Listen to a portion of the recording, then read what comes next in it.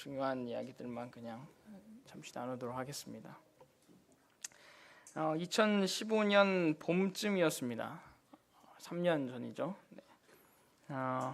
대학교 4학년을 이제 들어가는 때였는데 그때가 제가 이제 제 나이가 27살이었고 제가 20살 때부터 항상 제 주위에 있던 그 동기, 뭐 다른 모임이라든지 이런 동기들이나 뭐 주위에 가까운 사람들에게 항상 했던 얘기가 있었습니다.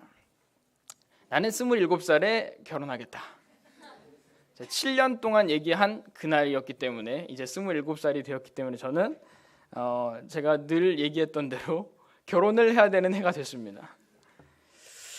근데 아시다시피 대학교 4학년이고 뭐 가진 게 있겠습니까? 아무것도 없고 그런 상황에서 늘 얘기했던 27살이 되니까 뭔가 하나님께 이제는 기도를 해야겠다. 사실 그렇게 공언은 했지만 결혼을 위해서 기도한 적이 없었습니다. 그래서 27살부터는 결혼을 위해서 기도를 해야겠다 하고 기도를 좀 시작을 했었습니다.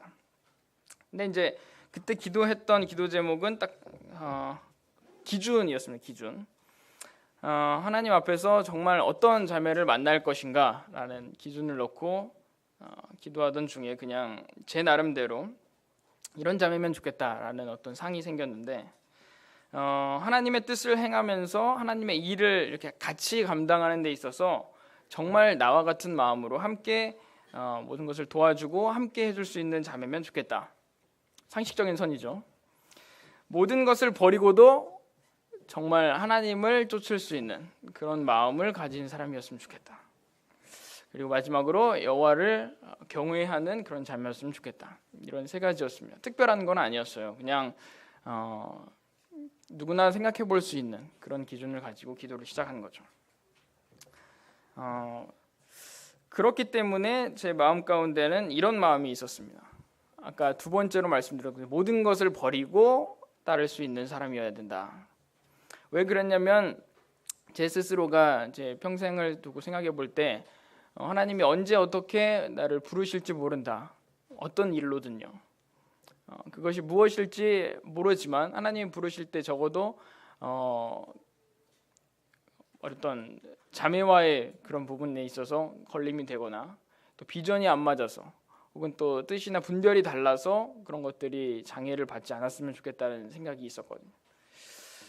그래서 기도했습니다. 진짜 아무것도 없을 때 결혼을 생각할 수 있는 그런 자매를 만나면 더 좋겠다.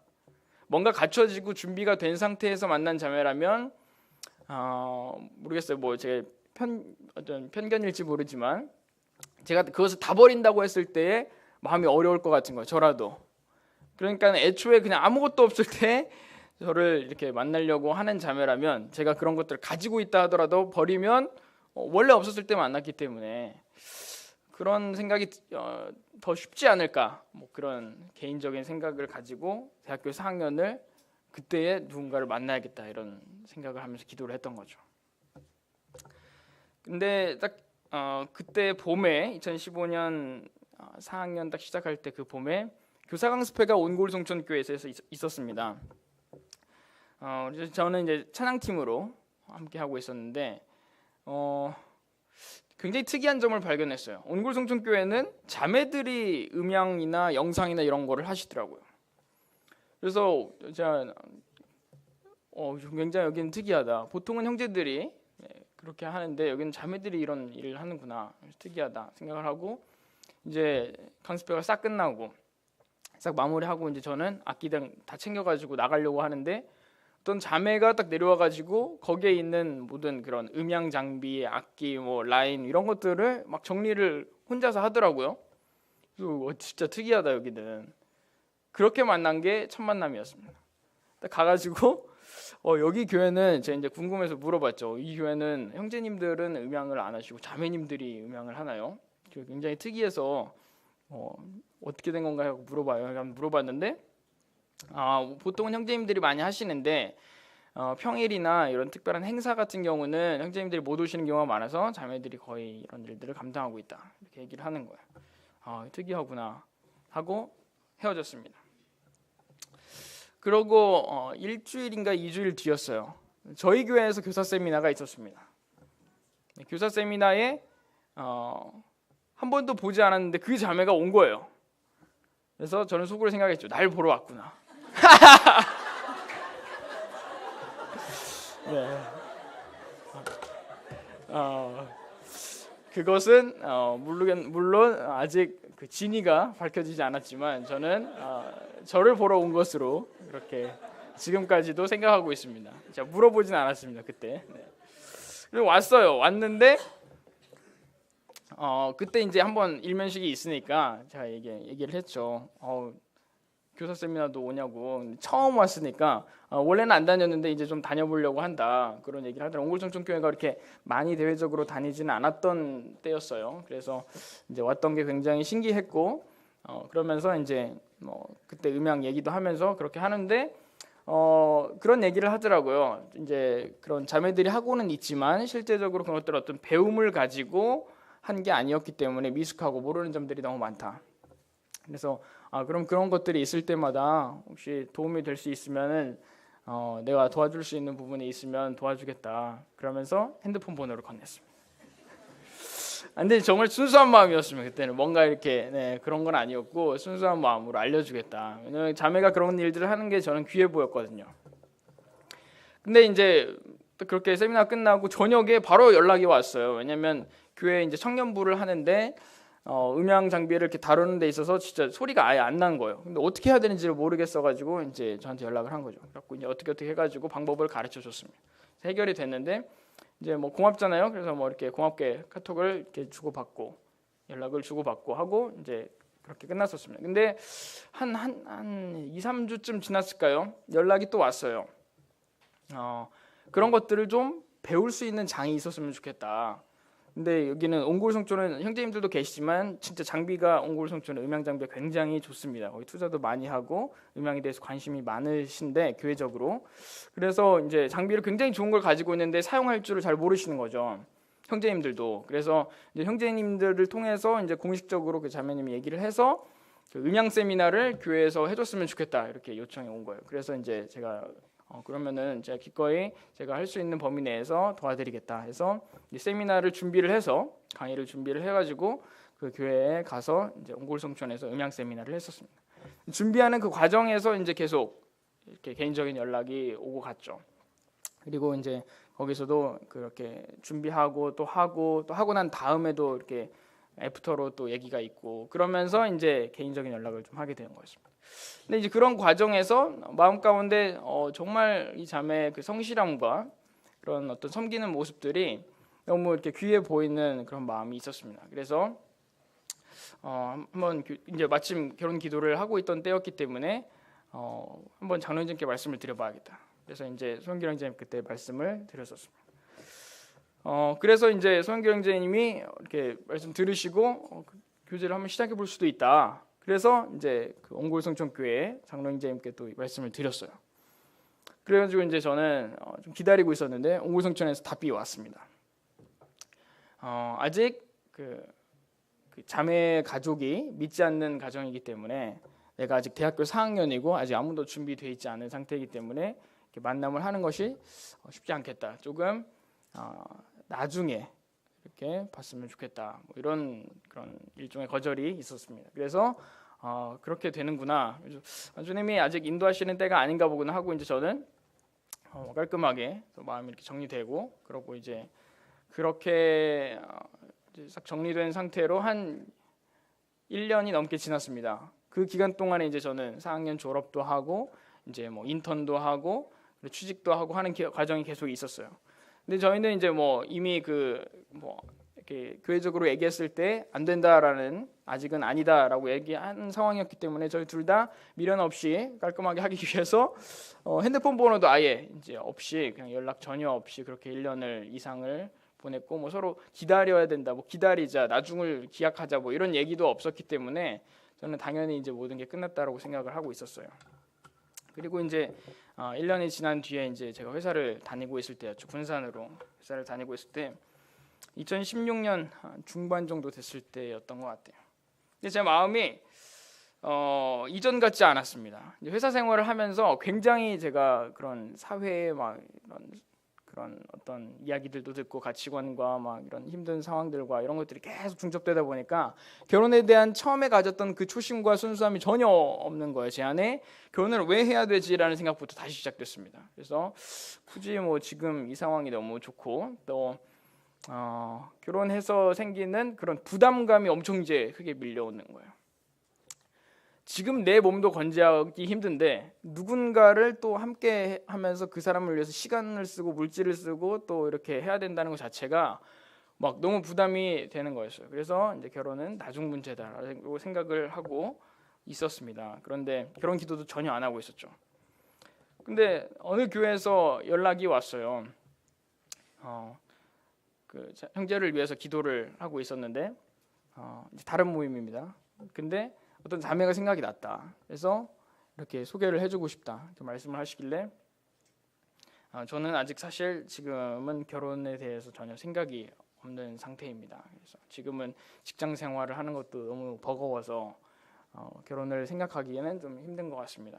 말씀을 드렸는데 일주일을 줄 테니 기도를 한번 해보라. 근데 그때부터 일주일간 저는 기도할 마음이 전혀 없었는데 아침 5시 반이 되면 눈이 떠지는 거예요.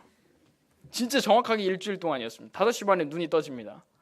너무 피곤한데 주님이 기도하라고 깨우시는 거였어요. 그래서 5시 반에 눈이 강제로 떠지면 30분 기도를 하고 결혼을 위해서 뭐 기타 소그룹 위해서 막 계속 기도를 하면서 그렇게 6시에 일어나서 준비해가지고 출근을 하니까요.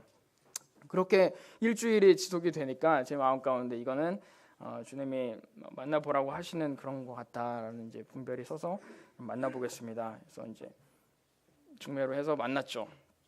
근데 제가 만났는데 자세한 얘기는 하지 않겠습니다. 만났는데 딱 한 가지가 걸렸어요. 너무 훌륭한 자매였기 때문에 진짜 진심으로 말씀드려요. 너무 훌륭한 자매여서 제가 너무 부끄러웠어요. 너무 부끄러워가지고 이 사람을 만나면 안 될 것 같은 그런 마음.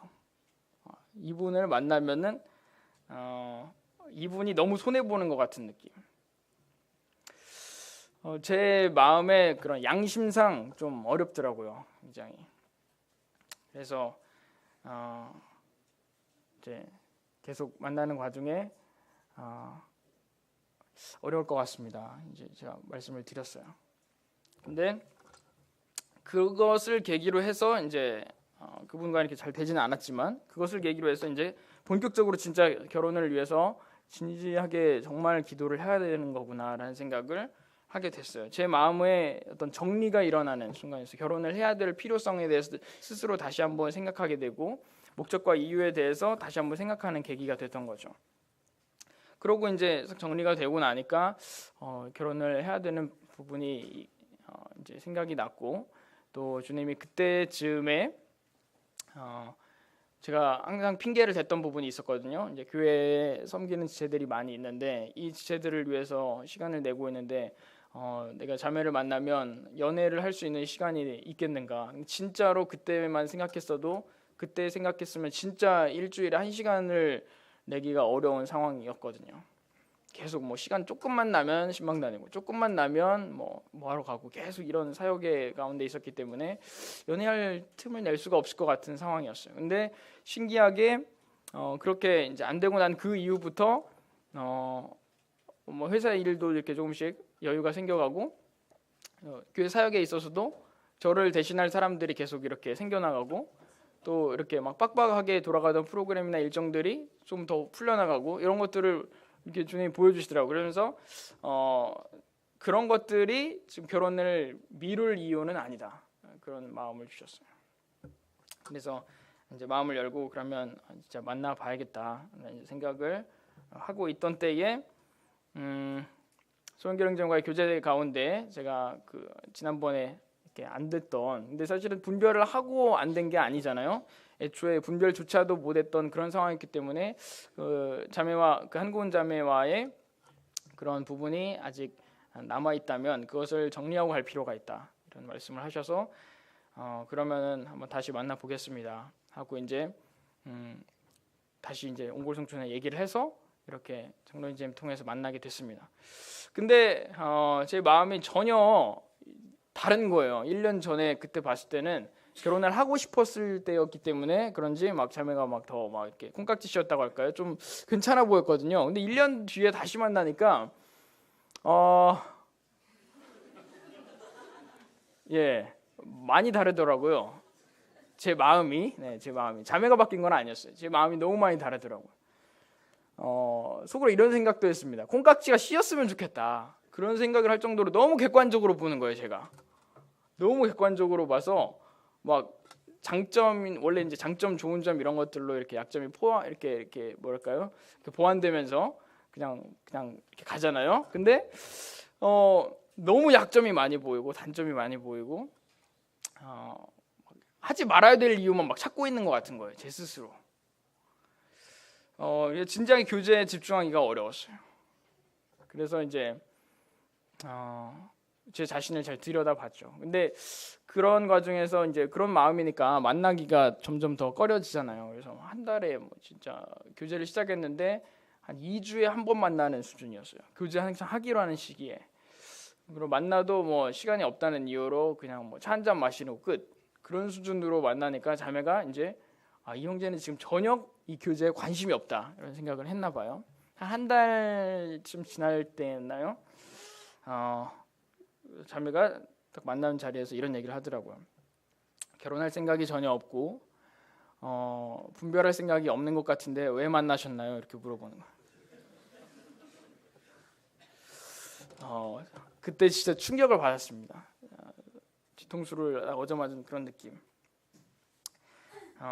내가 진짜 하나님 앞에서 결혼하기로 마음을 먹고 이 자매를 다시 만나기로 했으면서도 나는 여기에 전혀 마음을 쏟고 있지 않구나. 기도도 사실 안 했거든요. 그때 제 스스로가 정말 아직도 욕심을 버리지 못하고 있는 것들을 봤습니다. 쉽게 얘기하면 눈이 너무 높았죠. 이제 그때는 1년 동안에 제가 가진 게 생겼잖아요. 1년 전에 빈털터리였는데 1년 만에 뭔가 가진 게 생기니까 제 스스로 엄청 교만해졌던 거였어요. 그거를 주님이 보여주시더라고요.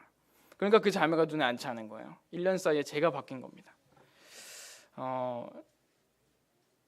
그러고 나서 자매가 약간 막 울려고 하는 거예요. 네, 그래서 당황했습니다. 이거는 큰일 났다. 지금 아직 시작도 안 했는데 울렸다.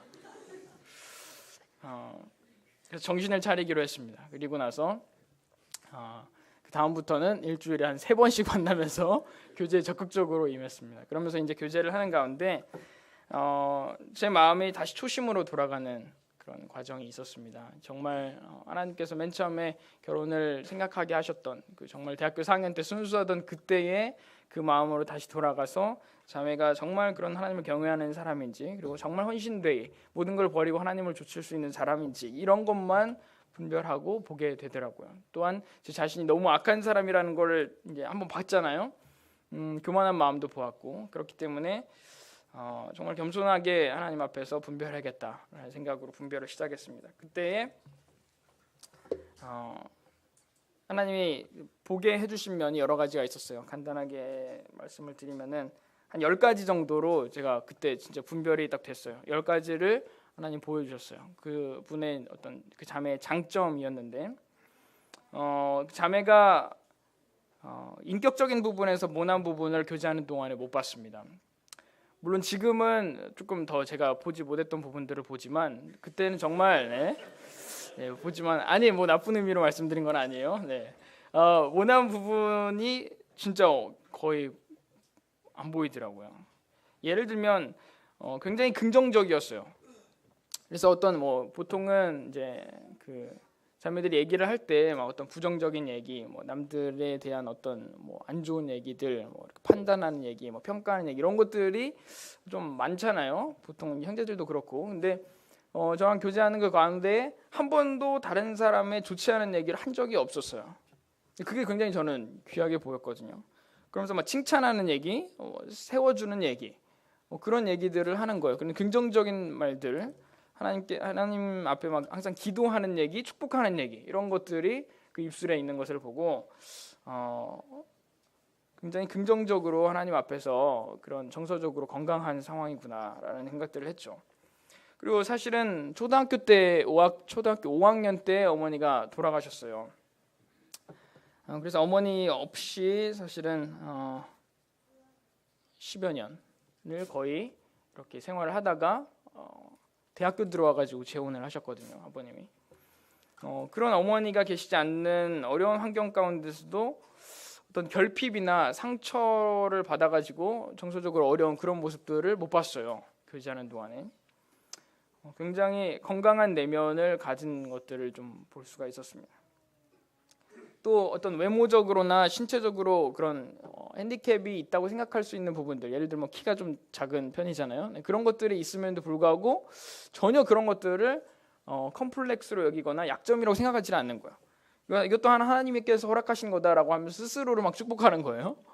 네, 이거 굉장한 자아상이다. 굉장하다. 네, 그러면서 제가 막 이렇게 몇 번 이렇게 제 뭐 어떤 잘하는 장점이나 이런 것들로 막 이렇게 어필을 해도 너는 그거 잘하면 뭐 어때? 나는 이거 잘하니까 이런 식으로 네, 받는 거예요. 전혀 뭐 꿀리는 모습들이 없어요. 그래서 굉장히 하나님 앞에서 당당하게 그리고 자존감 있게 그렇게 사는 모습들을 봤어요. 근데 그것이 어떤 육신적 자존감이라기보다는 정말 구원받고 나서 생기는 그런 자존감이었거든요. 지역교회 내에서도 옹골성천교회 내에서도 청년 자매들 사이에서 멘토 역할을 하면서 그 어린 자매들을 잘 케어해주는 역할들을 계속 감당하고 있었고요. 또 그런 케어하는 과정에서 또 굉장히 사랑으로 하는 모습들을 계속 지속적으로 볼 수가 있었고요. 또 어떤 외모에 크게 연연하지 않았어요. 제가 이제 돈 쓰는 거를 자세히 보거든요. 자매들 딱 보면은 돈 쓰는 걸 보는데 저랑 만나는 기간 동안에 옷 사는 걸 본 적이 없어요. 몇 개월 동안 옷을 안 사고 화장품도 진짜 떨어지기 직전까지 뭐 이렇게 새로운 것도 안 쓰고 정말 저렴한 걸로 해가지고 사용을 하더라고요. 그래서 그런 모습들을 보면서 물질에 대해서도 굉장히 어떤 외모적인 것들보다는 제가 그래서 한번 물어봤어요. 한 번은 왜 이렇게 보통 옷 쇼핑을 많이 하던데 자매들은 정말 이렇게 안 산다 이렇게 물어보니까 그런데 쓸 그런 어떤 물질적인 여유가 없다. 오히려 그런 것보다는 그런 진짜 소득의 한 반절 이상을 섬김과 구제 쪽에 사용을 하더라고요. 헌금하고 그런 모습들을 보면서 가치관의 확립이 분명하게 돼 있는 자매구나 그런 것들을 또 경험하게 됐습니다. 또 보통은 어떤 요즘 자매들 같은 경우는 어떤지 모르겠지만은 SNS를 많이 하잖아요. 뭐 페이스북이나 뭐 인스타그램 이런 것들을 통해서 자신의 어떤 활동들이나 이런 것들을 막 사진 찍어서 올리고 좀 어떻게 보면 좀 알리는 그런 것들이 많은데 이 자매는 전혀 SNS를 하지 않는 거예요. 그런 것들을 통해서 어떤 유익이 있냐고 저한테 오히려 대묻더라고요. 굉장히 그런 것들이 저에게는 굉장히 건강한 자아상으로, 건강한 인격으로 또 와닿게 되었어요. 그리고 제가 이제 실제적으로 나중에는 결혼을 이제 생각하고 교제하는 가운데 경제적인 부분을 얘기를 했을 때 정말 하나도 없더라고요. 돈이 너무 하나도 없어가지고 정말 이 직장 생활을 오래 했어요. 저보다 훨씬 오래 했는데 지금 뭐 6년을 직장 생활했는데 모아놓은 게 하나도 없는 거예요. 이거 어떻게 된 거냐? 이거 너무 좀 심하지 않냐? 진짜 심하지 않냐 하면서 물어봤어요. 제가 정말 돈이 다 어디 갔냐? 그런데 할 말이 없었습니다. 뭐였냐면 계속 저축을 해요. 소득의 일정 부분을 저축을 해서 목돈이 생기면 그 목돈을 다 헌금하는 거예요. 통째로. 제가 상상하지 못했던 액수를 막 헌금하더라고요. 그 나이에 충격을 받았습니다. 나라면 그렇게 할 수 있을까라는 생각이 들면서도 결혼을 어떻게 하지? 이런 생각도 들었습니다. 진지하게 진짜 고민했습니다. 내가 벌어오면 다 헌금하면 어떡하지?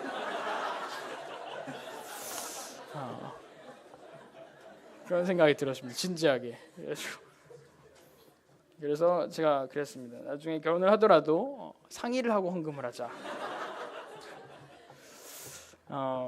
그 정도로 하나님 앞에 물질을 그렇게 헌신적으로 드리는 모습이 저에게는 충격적이었습니다. 왜냐하면 기껏 11조 하는 수준이 저한테는 전부라고 생각했는데 정말 한 반절 이상을 그렇게 헌금하는 모습들도 그냥 일상적으로 하더라고요. 충격적이었습니다. 그래서 하나님 앞에 그런 모습들이 종합적으로 정말 이 자매다라는 분별을 하기에 충분한 조건이 되었습니다. 그래서 개인적으로 놓쳐서는 안 되겠다 이런 마음도 가지게 되면서 지금 결혼을 해야 하지 않겠습니까? 이제 생각을 하는데 마음 가운데 뭔가 계속 찜찜해요. 하나님 앞에 뭔가 확답을 하나 더 받고 싶은 거예요. 이 자매다라는 분명한 확답을 받고 싶었어요.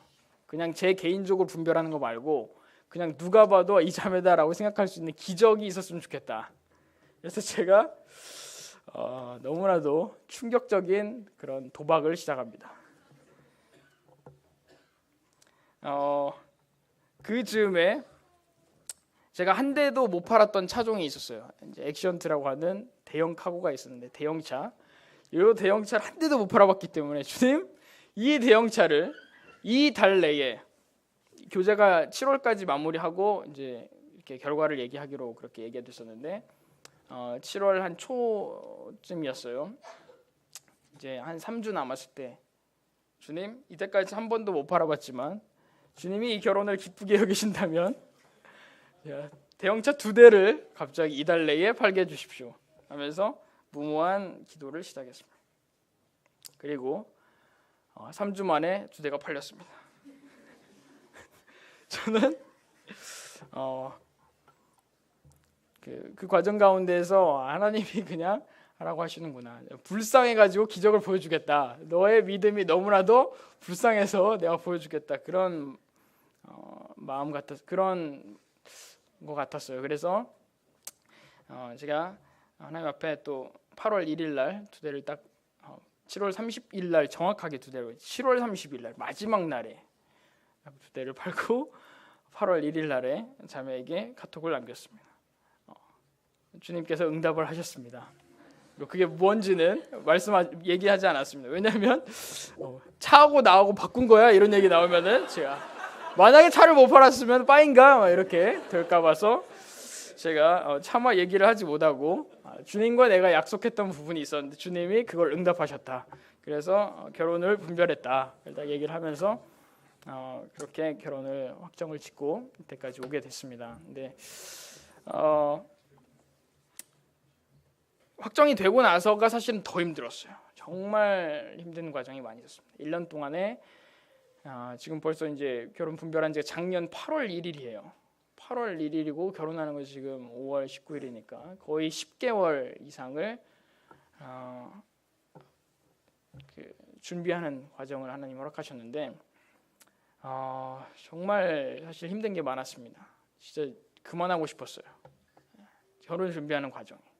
왜냐하면 일단은 부모님이 안 믿는 부모님이라는 게 너무 큰 그런 짐이었거든요. 저에게는 처음에는 그것이 이제 구원받으시면 되지라는 생각이었지만 가치관이 다르시고 또 생활 방식이나 양식들이 다르신 그런 상황에서 평생을 교회에서만 있던 그런 제 가치관을 가지고 접근을 했을 때 너무 어려웠습니다. 그런 것들을 이제 경험하면서 정말 고린도전서 13장의 그 사랑장이 생각이 났어요. 사랑은 오래 참고가 먼저 나오는 그런 부분. 정말 이 결혼의 과정을 생각해봤을 때 벌써 제가 처음 만났을 때하고 지금하고 지금 3년이 넘게 흘렀어요. 3년 반이 흘렀습니다. 3년 반 동안에 뭐 이 자매를 한 명을 바라보고 계속 기다린 건 아니었지만 처음 만나서부터 지금까지 결혼하기 이제 일주일 남았는데 이 과정까지 오래 참는 법을 가르치셨고 절제하고 또 온유하고 기다리는 것을 가르치셨습니다. 고린도전서 13장에 잠시 한번 보실까요? 고린도전서 13장 4절에서 7절까지 말씀 보고 마치겠습니다.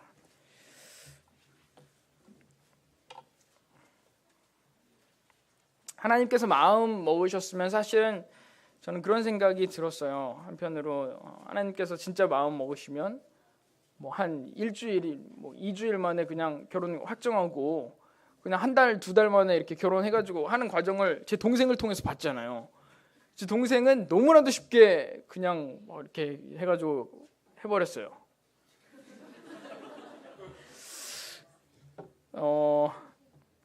근데 저는 만난 것도 오래됐고 분별한 것도 오래됐고 준비하는 건 더 오래됐고 계속 어떤 시간의 그런 그 기다림을 하나님 경험케 하시는 그런 과정을 보면서 이 말씀을 깊이 묵상하게 됐습니다.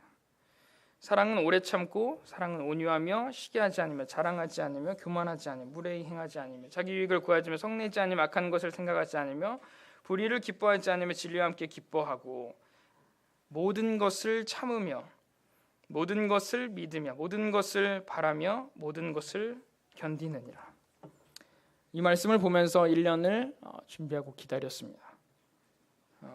진짜 견뎌야 되는 거더라고요.